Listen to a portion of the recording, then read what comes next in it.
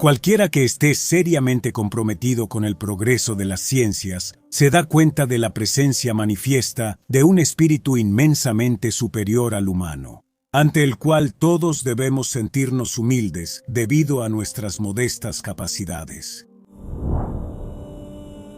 Estas inesperadas palabras fueron pronunciadas por Albert Einstein, uno de los más grandes científicos de la historia de la humanidad.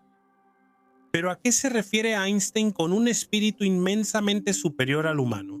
Algunos, en estas y también en otras palabras pronunciadas por el gran científico, han visto la voluntad de Einstein de reconocer la existencia de un Dios creador del universo. Efectivamente, Einstein en muchas ocasiones hace referencia a un espíritu divino, pero sus palabras no son fruto de una conversión personal repentina, son el resultado de una serie de increíbles descubrimientos científicos que reescribieron el pensamiento de toda una generación de científicos. Pero ¿cómo puede un hombre de ciencia que basa todo en hechos concretos y demostrables llegar a postular la existencia de una entidad trascendente y creadora? Bien, hoy en este video abordaremos un tema misterioso, complejo y divisivo y haremos lo que a muchos puede parecer imposible. Recorriendo los descubrimientos científicos más importantes, iremos en busca de ese espíritu inmensamente superior al que se refiere Einstein y que parecería haber dado forma al universo y a todo lo que conocemos. Pero para comprender bien el alcance revolucionario de todo esto, hoy como nunca antes, es necesario empezar desde el principio. Y estamos seguros de que si siguen con atención este video hasta el final, estarán de acuerdo con nosotros, que lo que hoy sabemos sobre nuestros orígenes no puede sino abrir un escenario revolucionario.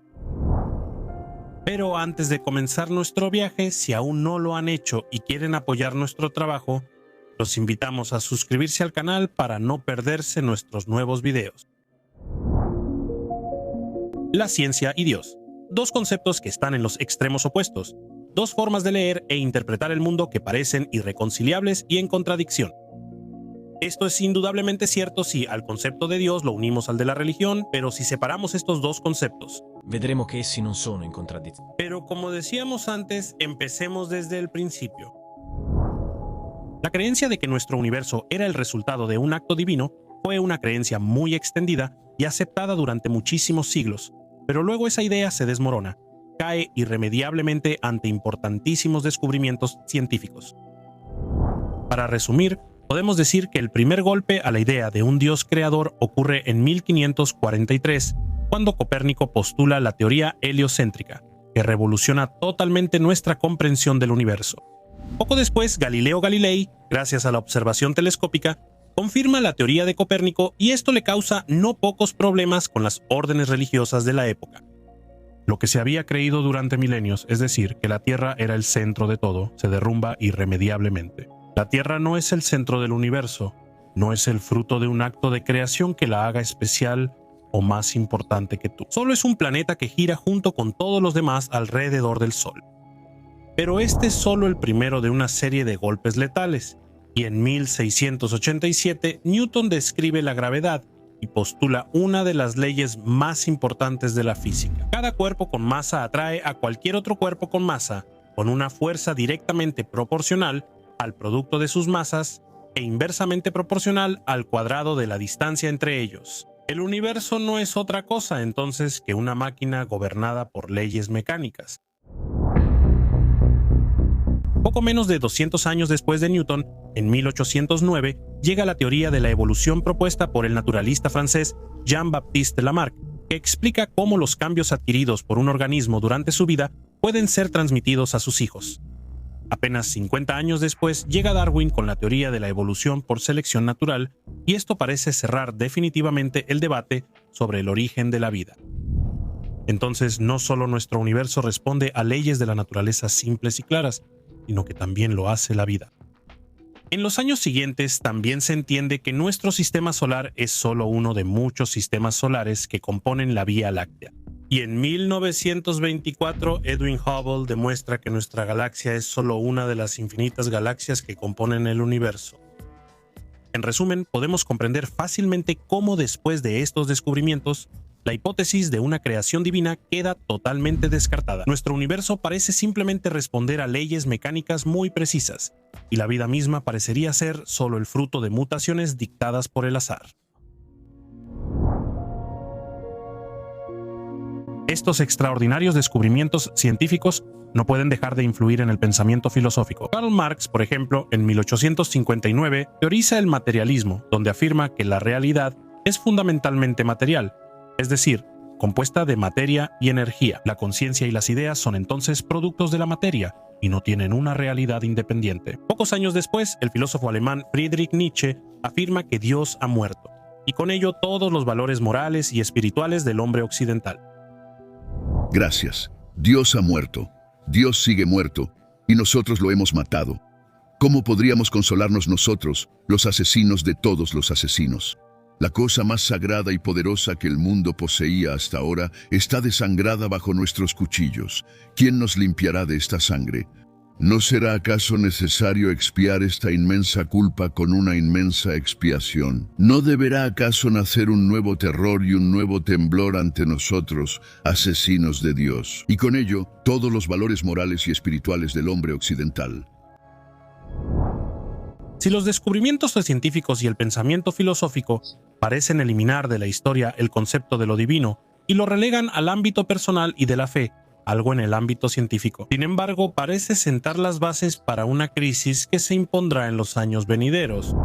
En 1850, el físico alemán Rudolf Clausius introduce el concepto de entropía. Clausius define la entropía como la relación entre el calor intercambiado por un sistema de manera reversible y la temperatura a la que ocurre ese intercambio. En pocas palabras, un sistema ordenado aislado con el tiempo tenderá al desorden y por lo tanto a la entropía. Este es un concepto fundamental en el campo de la física y la química, porque todos los sistemas que conocemos tienden de hecho a la entropía, y es conocido como el segundo principio de la termodinámica.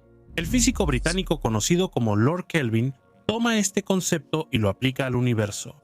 Hasta ese momento se creía que el universo era un sistema aislado, inmóvil y eterno. Kelvin, en cambio, teoriza la muerte térmica del universo, suponiendo que éste se dirige hacia un futuro en el que la energía estará distribuida uniformemente y por lo tanto ya no serán posibles los gradientes de temperatura y no será posible obtener energía para realizar trabajo, y esto inevitablemente lo llevará a la muerte.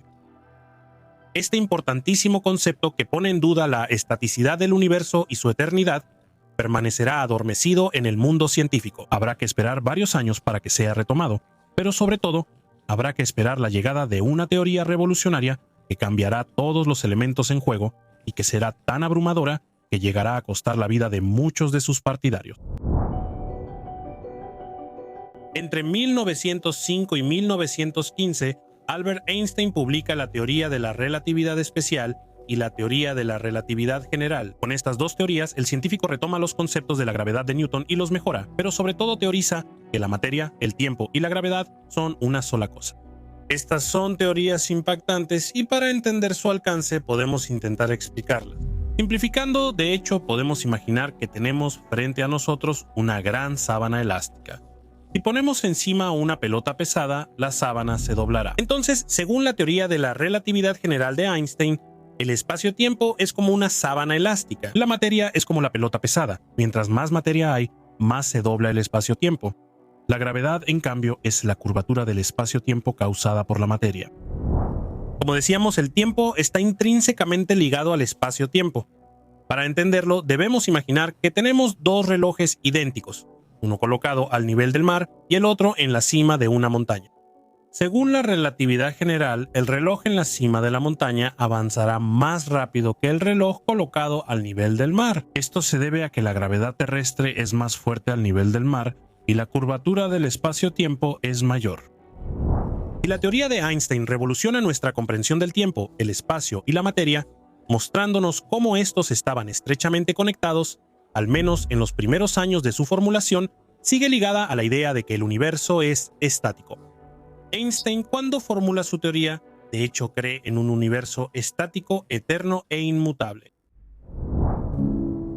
Alrededor de los años 20 del siglo XX, el astrónomo Edwin Hubble, al observar el espectro de emisión de varias galaxias, nota cómo la luz proveniente de muchas de ellas estaba desplazada hacia el rojo. El corrimiento al rojo es un fenómeno que ocurre cuando la fuente de luz se aleja del observador.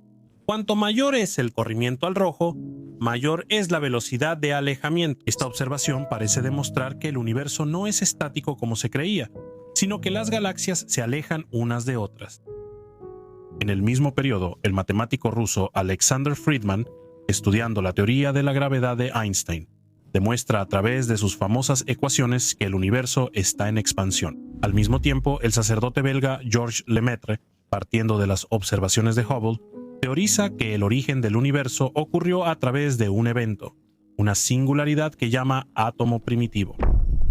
Así es como se postuló la teoría, que posteriormente tomará el nombre de Big Bang. Estas teorías desde el principio son rechazadas por todo el mundo científico. El mismo Einstein al principio se niega a creer que el universo no fuera estático y escribe palabras muy duras. Pero en un segundo momento, cuando le presentan las ecuaciones de Friedman, constata que son correctas y escribe un artículo en el que reconoce esta nueva y sorprendente realidad.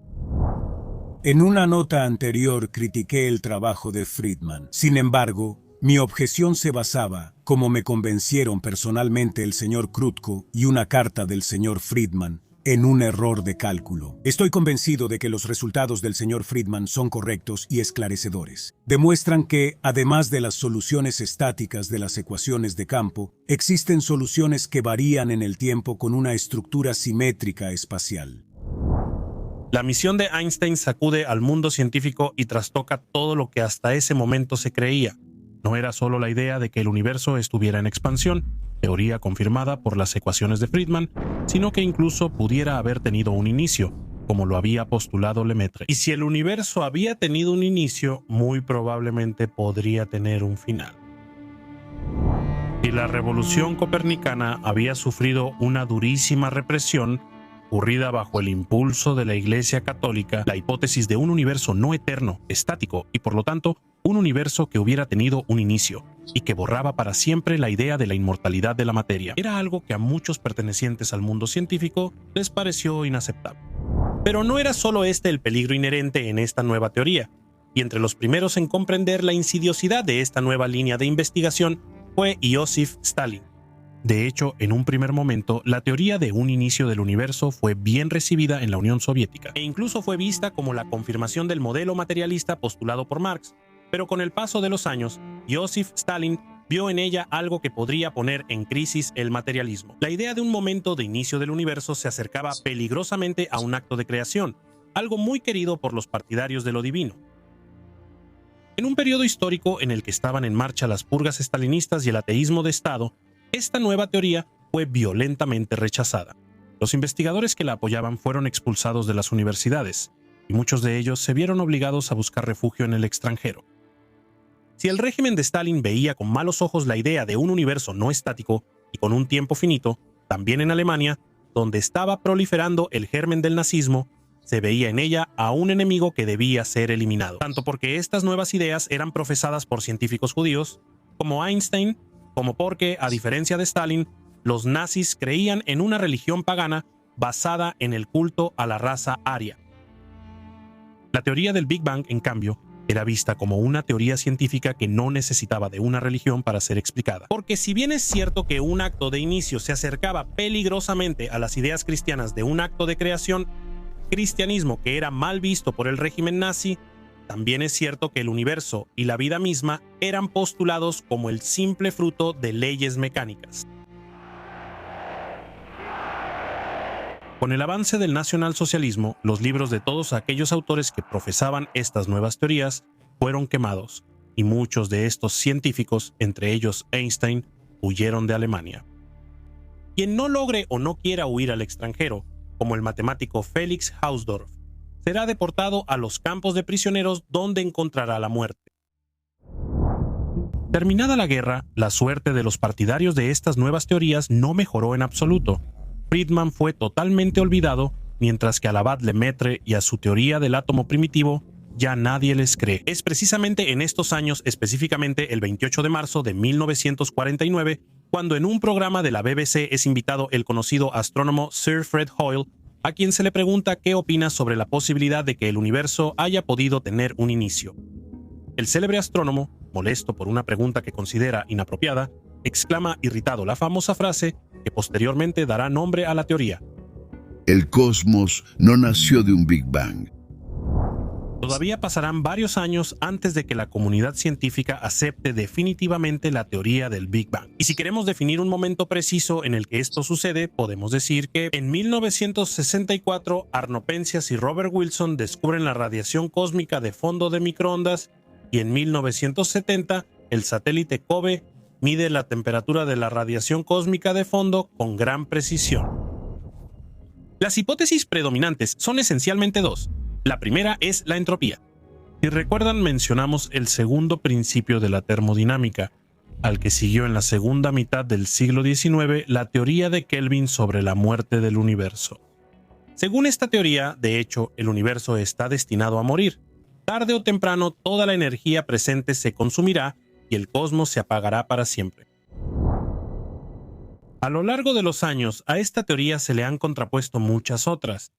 La más aceptada y que muchos de nosotros estudiamos en la escuela es la del Big Crunch, que básicamente afirma que después de un periodo de expansión, el universo sufrirá una fase de contracción que lo llevará a colapsar sobre sí mismo en un punto de altísima densidad y temperatura, similar al de donde se originó con el Big Bang, y esto, hipotéticamente, podría dar inicio a un nuevo ciclo. Pero el Big Crunch fue casi completamente desmentido en 1998, cuando las observaciones de la luz proveniente de las supernovas demostraron que nuestro universo no solo está en expansión, sino que esa expansión está aumentando. A causa de la energía oscura, una fuerza misteriosa que contrarresta la gravedad y causa la aceleración de la expansión del universo. Si el universo entonces continúa expandiéndose a un ritmo acelerado, nunca tendrá la posibilidad de contraerse sobre sí mismo, y esto desmiente la teoría del Big Crunch. En este punto entramos en el meollo de este video. Lo que se ha dicho hasta ahora es necesario tanto para aclarar algunos conceptos fundamentales que trataremos en breve, como para comprender el momento histórico que estamos viviendo actualmente. Para recapitular, podemos entonces afirmar que hoy sabemos que nuestro universo tuvo un origen. Este origen dio lugar a todos los elementos básicos que dieron vida a todo lo que conocemos del universo. Elementos que no solo componen la materia que observamos, sino que también son los ladrillos que permitieron el nacimiento de la vida. La vida que, a través de procesos evolutivos dictados por el azar, hizo que organismos elementales evolucionaran hacia organismos complejos. Entonces, si todo lo que conocemos describe un universo material y mecánico, ¿por qué un científico del calibre de Einstein, y no es el único como veremos más adelante, afirma creer en un espíritu inmensamente superior al humano, un espíritu ante el cual todos deberíamos sentirnos humildes? Bien, aquí tenemos que dar un paso atrás en la historia que hasta ahora les hemos contado. Mientras de hecho se postulaban y afirmaban teorías como la de la relatividad, la del Big Bang y las relativas al desarrollo biológico de la vida. Al mismo tiempo se hacían los primeros descubrimientos que increíblemente sentarían las bases para subvertir todo lo que recién se había delineado. El universo me desconcierta y no puedo creer que exista un reloj así, pero que no haya un relojero. A pesar del escepticismo hacia las religiones organizadas, Voltaire en el siglo XVIII, a través de estas simples palabras, muestra todo su asombro y maravilla al observar el universo. El conocimiento en esa época era obviamente todavía elemental.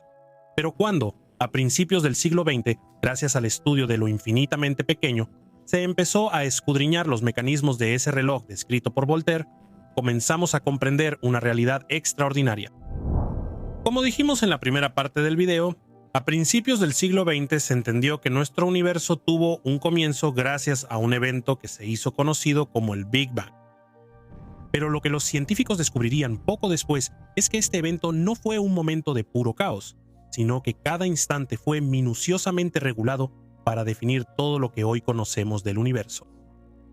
De hecho, habría bastado una variación infinitesimal en el curso de los eventos, del orden de una fracción con 64 ceros seguida de un 1, para impedir que nuestro universo se formara. Y entonces, llegados a este punto, para comprender bien la magnificencia de estos eventos, es indispensable analizar esta extraordinaria serie de fenómenos y todas las consecuencias que estos han traído. El evento más catastrófico que podemos imaginar, el Big Bang, al observarlo más de cerca, aparece como algo finamente orquestado. Esta es una consideración de George Smoot, quien en 2006 recibió el Premio Nobel de Física gracias a su investigación pionera sobre la radiación cósmica de fondo. Esta consideración suya nace precisamente del análisis de todos esos eventos que llevaron a la formación de nuestro universo. Como decíamos, el estudio del Big Bang ha llevado a muchos científicos a sostener que este no fue un evento caótico, sino que nuestro universo pudo formarse solo gracias a eventos precisos y combinaciones matemáticas. Pero ¿cuáles son estos misteriosos ajustes? Al inicio del tiempo, un instante que podemos cuantificar en un número en el que después del 0 y su punto decimal hay otros 42 ceros y luego un 1, nuestro universo tenía un radio miles de millones de veces más pequeño que el de un átomo de hidrógeno. En ese instante su temperatura era de 100.000 millones de grados. Ancora non esisteva la materia. No había estructura ni ningún elemento. Todo ya estaba extraordinariamente ordenado y regulado. Las 4 fuerzas fundamentales que dan vida a nuestra realidad estaban unidas. En el centro de esta asombrosa revelación están entonces las 4 fuerzas fundamentales que dieron vida a nuestro universo y son la gravedad, el electromagnetismo, la fuerza fuerte y la fuerza débil. Estas fuerzas gobiernan cada aspecto de nuestro universo, desde la estructura de los átomos hasta la dinámica de las galaxias.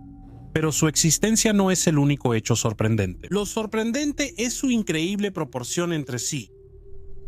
Desde el primerísimo instante, estas fuerzas debían estar equilibradas con una precisión absoluta. Si incluso una de estas hubiera sido, aunque sea mínimamente diferente, el universo como lo conocemos no habría podido existir. Si la fuerza de gravedad hubiera sido, por ejemplo, infinitesimalmente más fuerte o más débil, las estrellas no se habrían formado y el universo habría sido una inmensa nube de gases fríos. Si la fuerza nuclear fuerte hubiera sido ligeramente diferente, las estrellas no habrían podido producir energía a través de la fusión nuclear, impidiendo la formación de elementos pesados como el carbono y el oxígeno, indispensables para la vida. Si la constante cosmológica que determina la velocidad de expansión del universo hubiera sido diferente, el universo se habría expandido demasiado rápido o demasiado lento, impidiendo así la formación de galaxias y estrellas.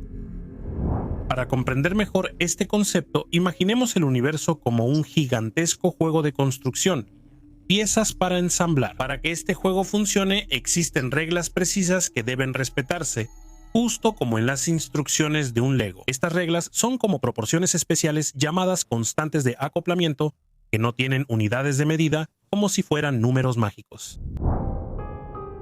Piensen en estas constantes como piezas especiales que deben colocarse en el lugar correcto para que todo funcione. Si tan solo una de estas piezas fuera, aunque sea un poco diferente, el juego ya no funcionaría. El universo sería un lugar completamente diferente, un lugar donde no solo la vida no sería posible, sino que ni siquiera sería posible la formación de la materia tal como la conocemos. Una de estas constantes es 1/137, que representa la intensidad de la fuerza electromagnética, una fuerza fundamental que mantiene unidos a los átomos y permite la vida en la Tierra. El valor de 1/137 es realmente especial, es un número puro sin unidades de medida, como si fuera un código secreto del universo. Y lo increíble es que este número es extremadamente preciso. Si fuera, aunque sea ligeramente diferente, el universo tal como lo conocemos no existiría. El famoso físico Richard Feynman estaba tan fascinado por este número que lo definió como un misterio insondable. Es uno de los enigmas más enigmáticos de la física, un número mágico que se presenta en el misterio más absoluto. Se podría casi decir que quien escribió este número fue la mano de Dios, y que no sabemos cómo movió su lápiz. Pero son muchísimos los elementos extraordinariamente precisos que han permitido la creación de nuestro universo, como por ejemplo, la constante cosmológica. Para comprender bien este concepto, imaginemos el universo como si fuera un gigantesco globo que se está inflando. Cuanto más aire se añade, más se expande el globo. La constante cosmológica es como la fuerza que empuja a este globo a expandirse cada vez más rápido, incluso si ya no le añadimos más aire. Pensemos ahora en esta constante como un número especial, un ingrediente mágico que regula la expansión del universo. Y bastaría una pequeñísima variación para que el universo colapsara sobre sí mismo, como un globo desinflado, o que se expandiera tan rápido que se desintegrara por completo. Estos son solo dos ejemplos de cómo las fuerzas que han contribuido a dar forma a nuestro universo son tan increíblemente precisas y únicas. Únicas porque debemos imaginar los miles de millones de posibilidades en las que las cosas podrían haber sido diferentes, pero no lo fueron. En 1974, el cosmólogo británico Brandon Carter propuso un método para estimar la probabilidad de que nuestro universo se formara tal como lo conocemos. Carter llegó a una estimación aproximada de una posibilidad entre 10 elevado a la potencia 156. Para darnos una idea de la magnitud de este número, podemos imaginarlo como un grano de arena en un trillón de playas o como una posibilidad cuyo número supera por mucho al número de átomos en el universo.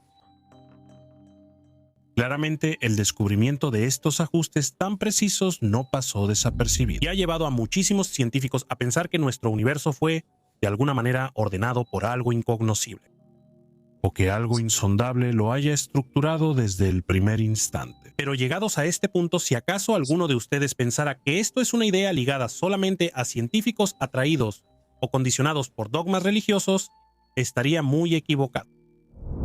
Los ejemplos de científicos laicos o incluso ateos que han sido abrumados por la evidencia de estos ajustes imposibles son muchísimos. Al inicio del video hablamos de Einstein, pero entre muchos podemos citar a Stephen Hawking, astrofísico agnóstico que reflexionó durante mucho tiempo sobre el significado de estas coincidencias, o el gran científico Paul Dirac, un hombre libre de cualquier dogma de fe, y que ya en 1933 escribía estas palabras. Quizás se podría describir la situación diciendo que Dios es un matemático excelso y que recurrió a una matemática muy avanzada para construir el universo. Llegados a este punto, resulta muy difícil creer que nuestro universo se haya estructurado por pura casualidad, siguiendo todas estas coincidencias imposibles. Claramente existen teorías que intentan plantear escenarios en los que esto haya sido posible. Y entre las más conocidas está, por ejemplo, la teoría del multiverso, que admite que es imposible que todas las particularidades de nuestro universo sean fruto del azar. Pero esto se volvería posible si el nuestro fuera solo uno de miles de millones, de miles de millones, de miles de millones de universos donde se hayan dado todos los casos posibles e imaginables. Esta es una teoría sin duda fascinante y que a su vez se divide en muchas otras teorías, pero por el momento todavía está en desarrollo y no ha sido demostrada. Pero aún dejaría muchos aspectos sin resolver, como por ejemplo la naturaleza del origen de esa singularidad que daría vida a todos los universos. Pero nuestro viaje no termina aquí. Hay otro aspecto misterioso del universo que merece nuestra atención: la vida. La naturaleza avanza de manera tan gradual que, atención, porque su continuidad hace que la frontera que los divide sea indiscernible. Y existe un ámbito que pertenece a ambos órdenes, ya que las plantas vienen inmediatamente después de los objetos inanimados.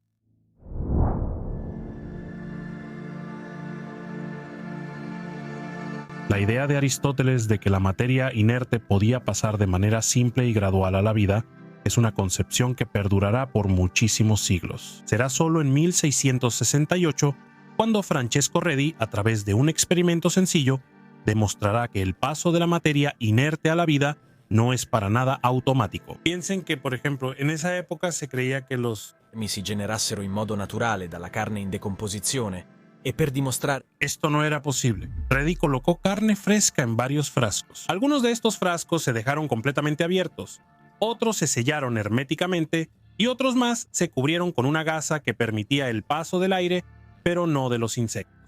Claramente, en los frascos cerrados la carne no fue atacada por los gusanos. En los abiertos, en cambio, la carne se llenó de larvas que eran transportadas por las moscas que se posaban sobre ella.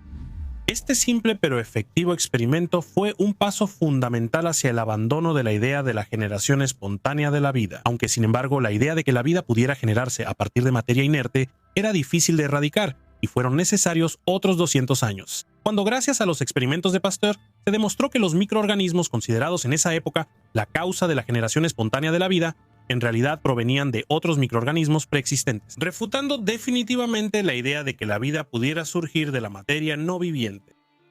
Pero la idea de que la vida pudiera nacer de la materia inerte, en realidad nunca murió del todo. Así se expresaba Darwin en 1850 en una carta a un colega suyo. Pero si pudiéramos imaginar que en un pequeño estanque cálido, con todo tipo de amoníaco y sales fosfóricas, luz, calor, electricidad, un compuesto químico proteico se haya formado químicamente, listo para sufrir cambios aún más complejos. Claramente, hoy una sustancia así sería disuelta o consumida de inmediato, pero esto no habría ocurrido antes de la formación de los seres vivos. La idea lanzada por Darwin y que luego será retomada entre los años 60 y 70 del siglo XX es la que dice que en un caldo primordial, los elementos que formarían los componentes básicos de la vida pudieron haber surgido espontáneamente gracias a simples reacciones químicas. Durante muchos años se intentará hacer precisamente esto, y el experimento más conocido es sin duda el de Stanley Miller, quien en 1953 logró recrear las condiciones de una atmósfera primordial en su laboratorio, gracias a una mezcla de metano, amoníaco e hidrógeno que lleva a ebullición en agua y que somete a una descarga eléctrica. Para reproducir la acción de un rayo, logra crear 13 de 22 aminoácidos que representan los componentes fundamentales de la vida. El experimento se puede considerar un éxito y, por lo tanto, la demostración de que en un hipotético sopa primordial era posible la creación de esos compuestos que están en la base de la vida. Sin embargo, esto es cierto solo en parte, en el sentido de que si bien es cierto que en condiciones específicas es posible recrear estos elementos, el paso de lo inerte a la vida es muy largo y laborioso. Pero para comprender bien las dificultades de este paso, como hicimos con el nacimiento del universo, es necesario entrar en detalle y analizar bien los procesos que están en la base de lo que llamamos vida. El desarrollo del microscopio electrónico ha permitido explorar el mundo de lo infinitamente pequeño. Sabemos que los seres vivos, para hacerlo, deben estar compuestos por al menos una célula, y esta, sorprendentemente, ya es una estructura altamente compleja.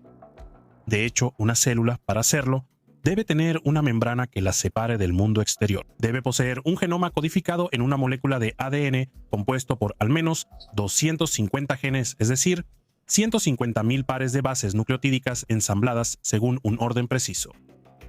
Además, es necesario un sistema de ARN presente en el ADN, además de un ribosoma capaz de interpretar el ARN. Finalmente, la célula debe ser capaz de sintetizar al menos 180 proteínas diferentes y unas cuantas decenas de enzimas. De esta primera descripción podemos ver cómo un organismo teóricamente simple, como podría ser una bacteria unicelular. En realidad ya es muy complejo, pero si analizamos los elementos específicos que componen la célula, no podemos dejar de admitir que estamos observando algo que, además de ser complejo, es extraordinario.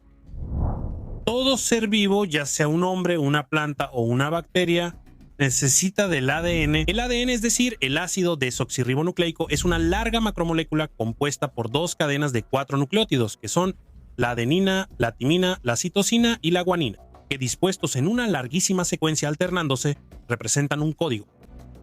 Il DNA è presente. El ADN del ser vivo contiene toda la información que constituirá al ser vivo y es un sistema muy complejo. Basta pensar que para escribir la información presente en un núcleo de apenas 6 milésimas de milímetro, serían necesarias 1 millón de páginas. Este es el mejor sistema de almacenamiento de datos que conocemos y es miles de millones de veces más eficiente que el mejor disco duro actualmente en el mercado. Como podemos imaginar, cuando en 1962 Francis Crick descubrió, quedó tan impresionado que afirmó que una estructura así no podía ser fruto del azar. La célula del ser más simple presente en la Tierra, de hecho, además del ADN, necesita proteínas.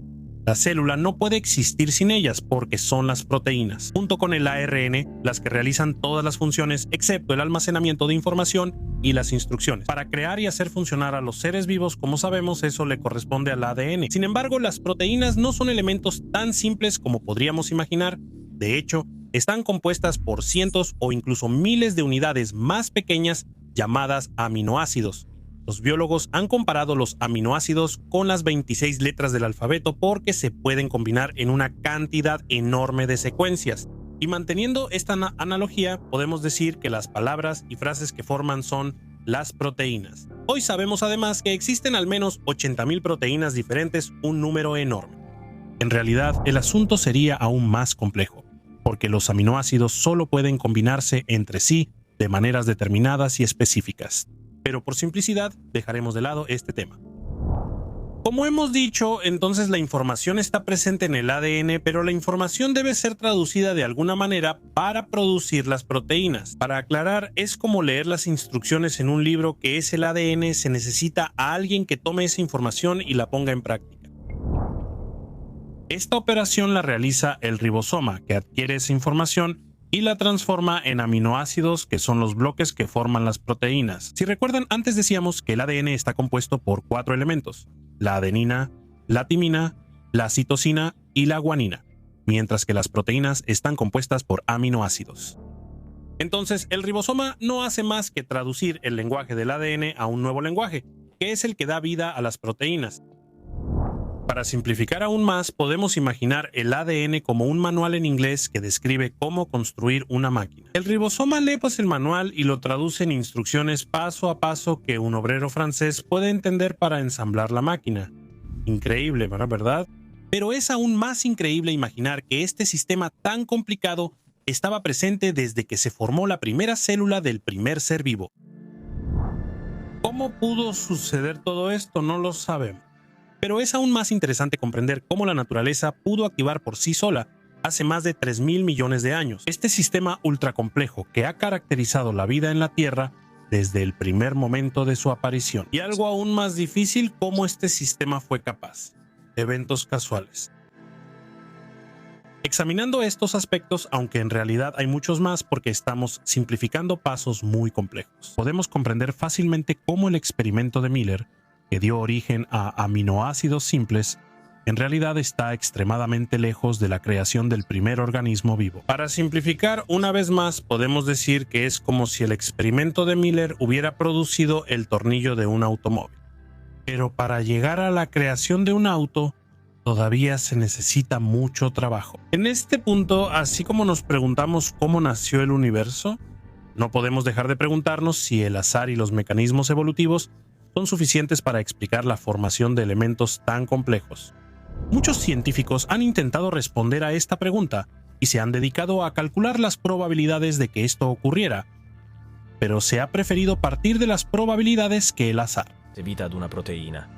Exactamente un ser vivo porque forma parte de la materia inerte, pero como hemos visto, sin embargo, es indispensable y necesaria para la creación de la vida. Entonces, ¿cuál es la probabilidad de que una cadena compuesta por varios aminoácidos se disponga por puro azar en el orden correcto? Esta probabilidad se ha estimado en aproximadamente una posibilidad entre 10 elevado a la potencia de 1500. En palabras simples, sería como ganar la lotería del Super Enaloto y entonces acertar una combinación de 6 números con una probabilidad de 623 millones por 170 sorteos seguidos.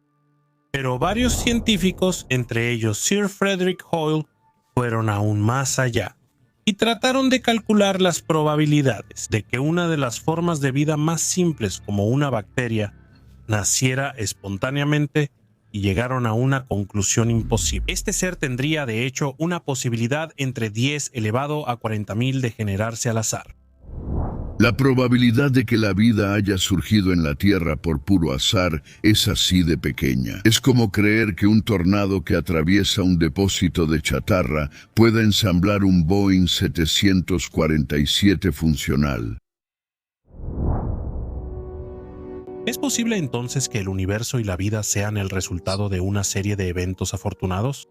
¿Es posible que los procesos que determinaron la aparición de todos los seres vivos sean consecuencia de eventos aleatorios que llevaron al surgimiento de seres cada vez más complejos? Para estas preguntas no existe una respuesta certera. Sin embargo, lo que hoy sabemos es que el universo y la vida misma no han tenido un tiempo ilimitado para desarrollarse. De hecho, nuestro universo tuvo un inicio y probablemente tendrá un final. Si tuviéramos que observar la combinación de azar y probabilidad, y relacionarla con el tiempo que todos estos eventos han tenido disponible para ocurrir, nuestra opinión es que esto podría no ser posible. De hecho, los descubrimientos recientes muestran la improbabilidad de que algunos eventos puedan ser dictados simplemente por el azar o por simples procesos evolutivos. Muy probablemente es más realista pensar que algo importante escapa a nuestra comprensión. Como hemos visto en nuestro recorrido histórico, el pensamiento científico siempre está en evolución, y para que una nueva teoría se consolide, no solo se necesita mucho tiempo y pruebas muy precisas, pero muy a menudo. Esta debe vencer la reticencia hacia todo lo que es nuevo y que puede subvertir las certezas adquiridas. Esto se debe a que los descubrimientos científicos de gran alcance no solo influyen en el pensamiento de la comunidad científica, sino que son tan abrumadores que modifican el pensamiento en todos los ámbitos del conocimiento humano. Teorías del siglo XIX abrieron el camino al determinismo y al materialismo, y estas se han convertido en disciplinas filosóficas, políticas y culturales que aún hoy representan los cimientos del pensamiento del mundo occidental y no solo de él. A la luz de todo esto, todavía es válido preguntarse si nuestro universo está impregnado por una fuerza que determina un propósito y si esa fuerza misteriosa tiende inevitablemente a la creación de la vida. Así como también es válido seguir investigando y comprendiendo si todo lo que conocemos es fruto de simples leyes mecánicas que solo esperan ser comprendidas. Todo está determinado por fuerzas que no controlamos, ya sea el insecto, la estrella, los seres humanos, las plantas o el polvo de estrellas. Todos bailamos al ritmo de una melodía misteriosa, tocada a lo lejos por un flautista invisible. Hemos llegado al final del video. Les agradecemos haber llegado hasta aquí. Nos disculpamos si cometimos imprecisiones o simplificaciones, pero la historia que les hemos contado es realmente muy compleja y no es fácil de resumir en todos sus aspectos, y sin duda merece futuros análisis más profundos. Ahora bien, realmente tenemos mucha curiosidad por conocer su opinión. Escriban en los comentarios qué piensan y si les gustó el video, suscríbanse al canal para apoyar nuestro trabajo y no perderse los nuevos videos. Hasta la próxima historia.